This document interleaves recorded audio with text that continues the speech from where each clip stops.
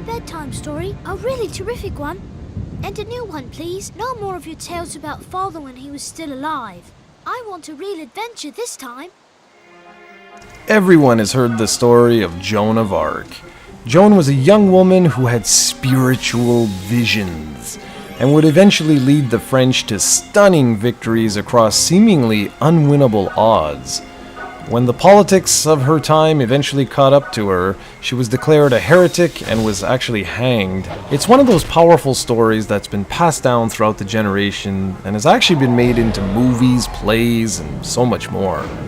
Level 5, the creators of some truly incredible games dating back to the Dark Cloud series, up through Dragon Quest 8 and 9, the Professor Layton series, and even Yokai Watch, released something truly special with Jeanne back in 2007.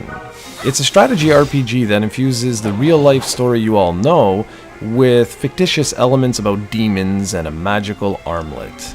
What's so cool about this combination is the setting is 100% real. The 100 Years' War is here, and all the battles that took place during the famous fight between the English and French. The 30-hour quest reveals many secrets from Joan's past and teaches her that if you put your mind to it, you can accomplish virtually anything. A little Back to the Future reference for you there. It's a tale of respect, faith, discovery, and surprise. For the most part, the gameplay is heavily influenced by strategy RPGs that came before it. You take turns moving your troops on a grid battlefield and eventually attack your enemies with powerful spells, items, and weapons. Positioning your troops properly is equally as important as the gear they're wearing, because you can use both terrain and placement to your advantage. Sneak up behind an enemy, and chances are he won't be able to retaliate, or at least not effectively. Not only do you have access to standard weapons, but you can also equip special skill stones which grant a wide assortment of bonuses. These may be stronger attacks, they could be repeat attacks, and much more. Joan and some of her compatriots can also transform into powerful renditions of themselves that are granted even more powers.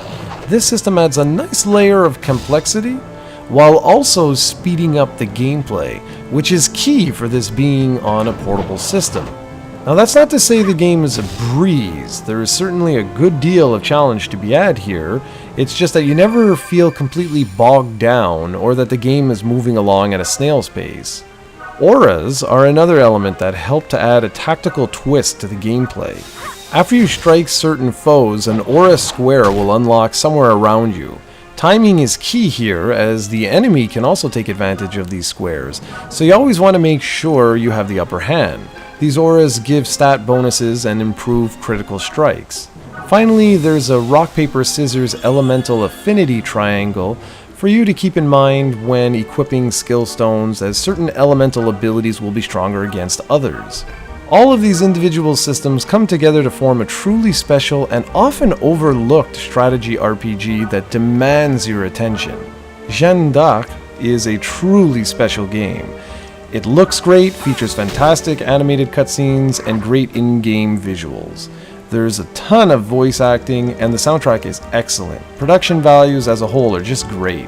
It's also a very portable-friendly title, allowing you to save after every map, and the map sizes aren't long, which is perfect. The PSP sleep mode is another feature that doesn't get mentioned nearly as often as it should. There's nothing preventing you from a quick save or just putting the system into sleep if you're right in the middle of the map and you have to get off the bus, for example. Level 5 is a spectacular developer, and it's games like this that really show how they became the developer they are today. If you own a PlayStation Portable, this is a very easy game to recommend. You can purchase a UMD copy for under $20 complete these days, or you can purchase a digital version for your PlayStation Vita for about $15.